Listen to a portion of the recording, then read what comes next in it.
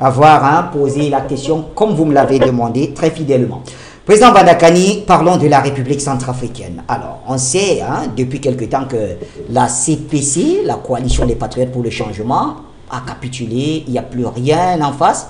Mais curieusement, il y a quelques jours, on a vu une sortie de l'ancien président François Bozizé depuis Bissau, il faut bien le rappeler, où il est en exil, appelé à une restructuration. D'ailleurs, il a même pris les devants en nommant ses nouveaux lieutenants.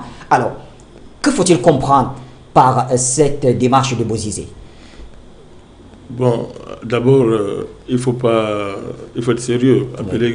Appeler un tel individu président, c'est pas...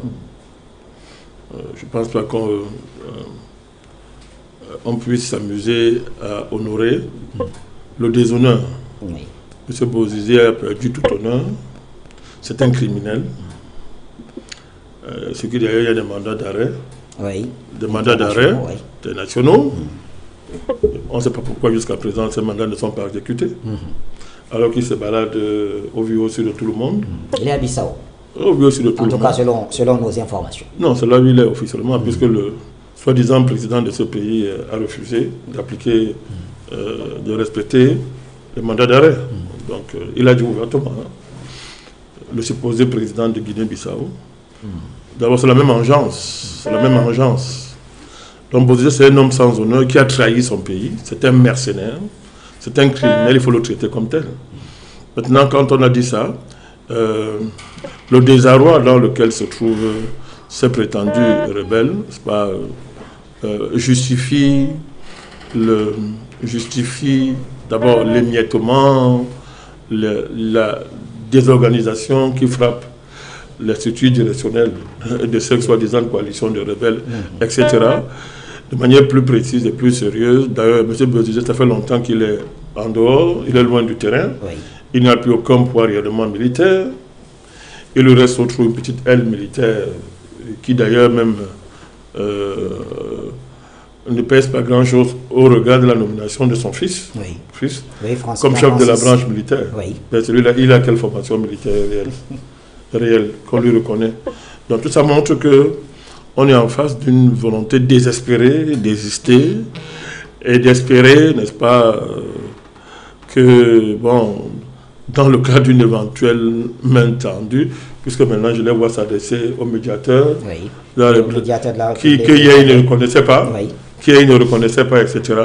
Donc ils sont dans une débandade extraordinaire, Bachir. Sur le terrain, l'immense majorité du territoire est sécurisée, et cette sécurisation va forcément s'étendre sur tout le territoire. La dynamique est irréversible, Bachir. Deuxièmement, leur patron les a abandonnés pour courir derrière le président Touadéra, la France, courir derrière le président Touadéra pour supplier une normalisation. Et le président Touadéra, tout en restant extrêmement ferme et vigilant, n'est-ce pas, fait de la haute politique, à savoir couper l'herbe sur le pied des rebelles. Si votre patron maintenant comprend qu'il s'est égaré et que maintenant il veut discuter, tout en sachant ce qui est en face, on peut discuter. Oui. Donc c'est la démarche très très réaliste, pragmatique du président Touadéra, sans compromission, sans renoncement, n'est-ce pas, aux intérêts du pays, à la souveraineté du pays, à son positionnement panafricaniste. Nous qui sommes, comme le président l'a toujours fait d'ailleurs, en étant ouverts aux criminels qui reviennent, n'est-ce pas, de leurs illusions, n'est-ce pas, leur tendre la main, tout en gardant la fermeté à l'égard des voyous et des criminels comme Bozizé, qui pour nous ne méritent aucun pardon. Oui. Donc la CPC, la coalition des soi-disant patriotes, une bande de criminels comme ça, ils récoltent ce qu'ils ont semé. Ils sont complètement perdus, largués. Là-bas, il ne leur reste qu'aujourd'hui qu'à espérer, n'est-ce pas, que le médiateur de la République prenne en compte ce qu'il les sauve du déshonneur. Oui, mais est-ce qu'il n'y a pas lieu de s'inquiéter? Attendez, Bachir, il faut l'appeler. Oui. Nous avons prévenu pendant des années. Oui. Nous les avons prévenus pendant des années que c'était une voie sans issue.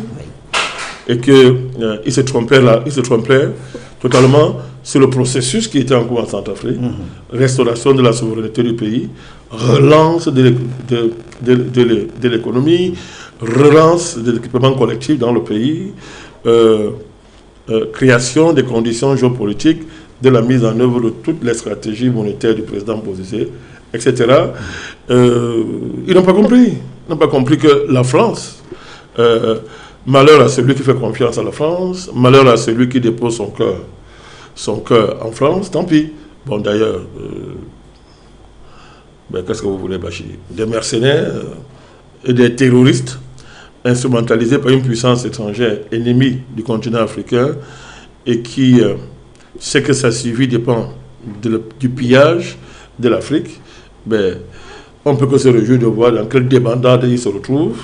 D'où était la hauteur d'esprit de l'homme d'État que le président Touadéra. Dans d'autres contrées, ce n'est pas la discussion. On va les attraper tous, on les fusille. On les fusille. Donc, Bachir, c'est normal. Mais est-ce qu'il n'y a pas lieu de s'inquiéter un tout petit peu? Alors, je pose ma question en observant que François Bozizé, et vous l'avez dit, il est à Bissau, il est à l'aise comme il faut. Est-ce que cette restructuration ne pourrait pas être une sorte de stratégie en se servant de Bissau comme base arrière? Qu'est-ce qu'il va faire qu'il n'a pas encore fait? Qu'est-ce qu'il va faire qu'il n'a pas fait? Il est chez quelqu'un qui n'est qu'un petit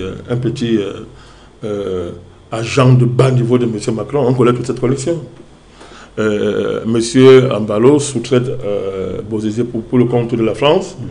En retour, la France lui garantit la seule reconnaissance internationale qui lui permet de se faire passer pour un président. Ambalo, c'est ce qui... Est-ce que si on veut être sérieux quand on parle de l'Afrique, on va parler d'un individu comme ça. Donc, c'est la solidarité des petits mercenaires, des agents de bas étage, n'est-ce pas, qui sont les ennemis du continent africain et qui sont instrumentalisés.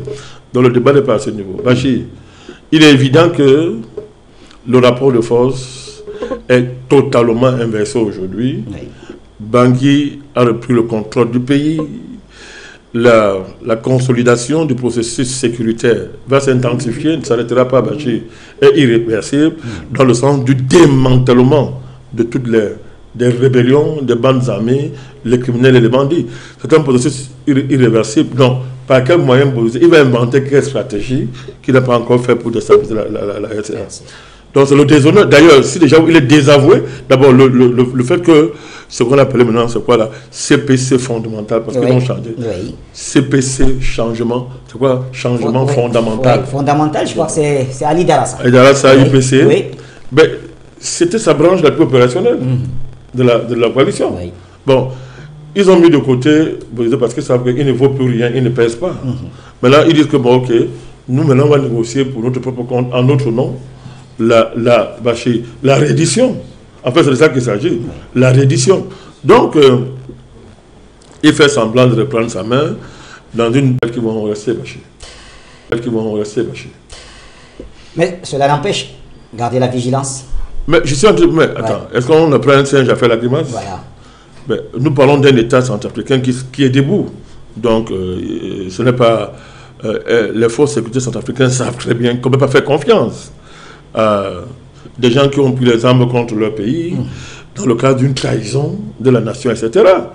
La main tendue n'exclut pas la vigilance et la fermeté, mon cher Bachir. Donc, le président Touadéra a toute l'intelligence stratégique nécessaire pour gérer tout ça. Nous lui faisons confiance, il l'a démontré. Pour le reste, Bachir, ben, moi, une fois de plus, ces gens-là, nous leur avons dit ça depuis des années, que c'était une voie sans issue.